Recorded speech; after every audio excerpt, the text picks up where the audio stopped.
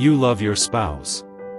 You built a life together. So why does a simple conversation about taking out the trash turn into a 3-day silent war?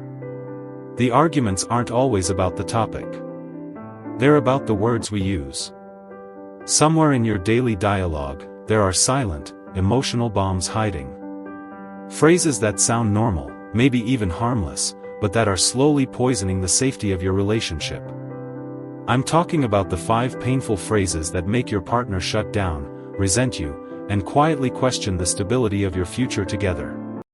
We're going to expose all 5, and give you the exact, replacement scripts that turn conflict into connection. Starting with the most common mistake of all. Mark walks in Friday evening, exhausted. He sees the pile of school paperwork on the counter and the laundry basket overflowing. He doesn't mean to attack, but the stress just spills out. You know, this kitchen is a disaster. It's like you never even tried to clean up before I got home. That phrase, you never, it didn't solve the problem. It created a bigger one. Sarah's adrenaline spikes. Her tiredness turns instantly into white-hot resentment. She hears the accusation, not the complaint about the mess. I just spent 3 hours working, juggling kids, and making dinner. He sees a mess, not the fact that I survived the week. He thinks I'm lazy. She doesn't defend the mess. She defends her character. Oh, I never. That's rich, Mark. Where were you when the baby had a fever last night? We can talk about this later when you're less stressed.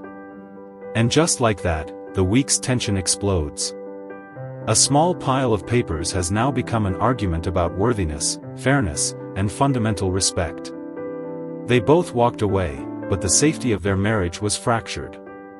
The truth is, these arguments aren't about the dishes or the papers. They are about the 5 painful phrases that create instant emotional injury. Let's expose them, and give you the 5 phrases that heal. These words are toxic because they target the other person's being, not their behavior. Our first painful phrase is the most common relationship killer. 1. You always. Or, you never. When you use always or never, you're not talking about one event. You're attacking their entire personality, history, and effort. Your partner hears, you are permanently flawed. This triggers instant self-defense, not resolution. Practical hack: focus on time, behavior, and feeling. The problem phrase: you always leave your clothes on the floor. The replacement script: when I saw your clothes on the floor this morning, time, I felt frustrated, feeling, because I tripped over them, behavior. Can you put them in the basket tonight? This script is non-negotiable. It keeps the discussion focused on the action, not the person. 2. Calm down. This phrase is designed to dismiss their feelings. When your partner is upset, and you tell them to calm down, they hear, your feelings are irrational, and I need you to stop having them. That's a fight for control, not a solution for their distress. Practical hack: replace control with curiosity. The problem phrase: just calm down, it's not that big of a deal. The replacement script: I hear you. Tell me more about what exactly made you so upset. I want to understand. When you validate their feeling, you instantly make the emotional part of their brain feel safe. It actually helps them calm themselves down, because they feel heard. 3. If you loved me, you would. This is perhaps the most toxic phrase. It weaponizes your partner's love against them, forcing them to choose between their genuine needs and your approval. It creates conditional love, which is the death knell of a safe marriage. Practical hack: own your need directly. The problem phrase: if you loved me, you would stop working so late. The replacement script: I miss spending time with you. I feel lonely when you work late. Can we look at the schedule and guarantee one night this week for us? State the need, not the accusation. You own the feeling, you don't weaponize the relationship. 4. I don't care. This phrase is an emotional withdrawal. Whether it's about their new hobby or a house project, saying, "I don't care," tells your partner, "Your world is not safe or important to me." If you consistently pull away from their emotional engagement, they will eventually stop reaching out.